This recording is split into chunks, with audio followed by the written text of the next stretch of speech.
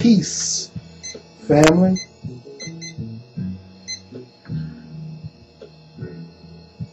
I just got finished talking about the male orgasm. We got to talk about the female orgasm. And if necessary, once again, polyamorous relationships or just polyamory in general. I'm kicked back. This is a kickback subject. So just kick back with me. Just lend me your ear for a second. The female orgasm. Why is the numbers, or why are the numbers so high? Why is it 78, 80%, 85% of all women having sexual encounters not having orgasms? Whose fault is it? If there's the blame, is it the man's fault? It's not the man's fault. He should know what to do, and there's some things that are his faults, but honestly, everything always relates back to us and what we attract and how we cause everything in our existence. If we would be a little more open and honest with ourselves first, then we would know the answers, and then we would make these suggestions to our mates and maybe more loving. Men aren't that smart, ladies.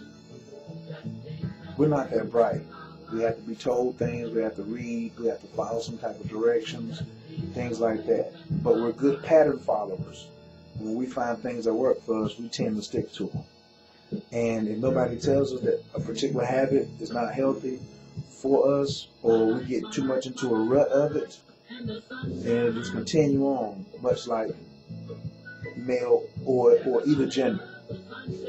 The female are not having orgasms today because they're not relaxed, they don't feel safe, and they don't feel protected.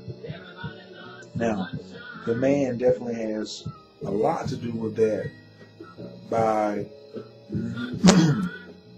making sure that the woman is very relaxed, making sure feels protected, and making sure that she feels honored and safe. A lot of the time guys say, I don't need to do that with that miniskirt she has on or her boobs sticking all out. Why do I need to, come in and make sure she feels like that? Because sex is not just physical.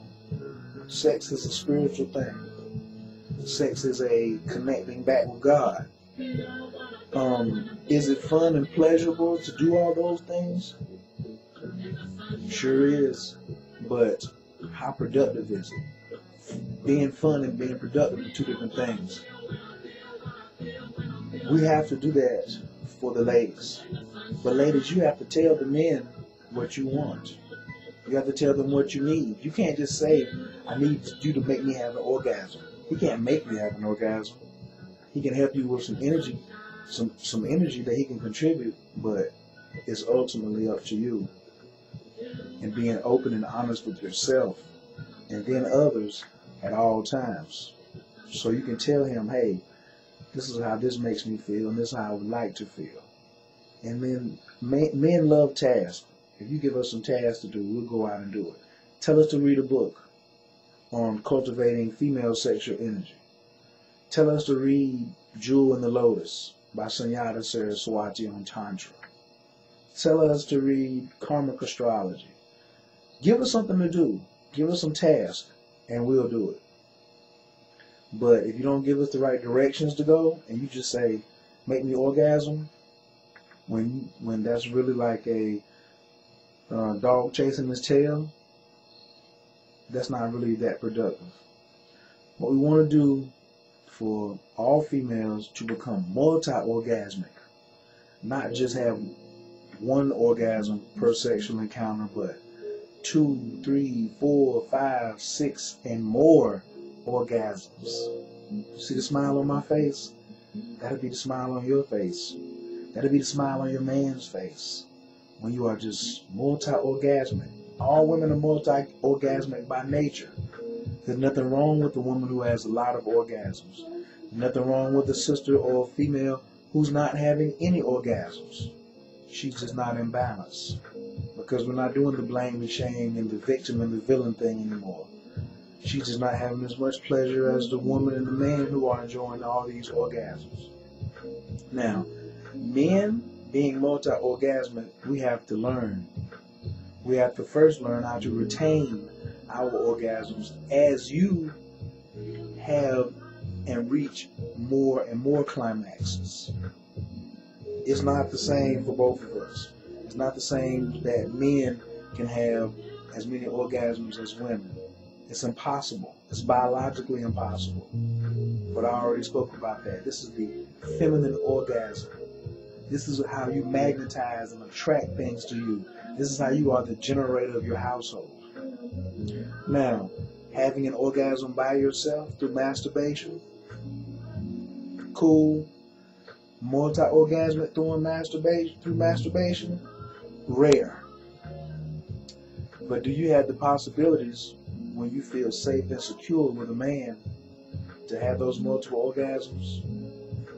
Yes, you are. Let's talk about being polyamorous. Because polyamorous is about love interests, different love interests, which could often lead to sex. And since sex is associated with orgasms, and poly, meaning many or more than one, is associated with many different loves, then let's talk about this relationship of being polyamorous as a female in a relationship or just in a mindset. Some of us are practicing open relationships. Some of us are practicing different forms of polyamorous relationships. Polygamy is a marriage. Polyamory, or even some married couples are practicing polyamory, where they're having an additional love interest join them, not come in and try to take over. You know, women, what do you have to worry about being in a polyamorous relationship? Your own dishonesty with yourself. Don't worry about if another woman comes and says, you love me more than her. Why don't you drop her and take me? She's not interested in being polyamorous. She's interested in being competitive.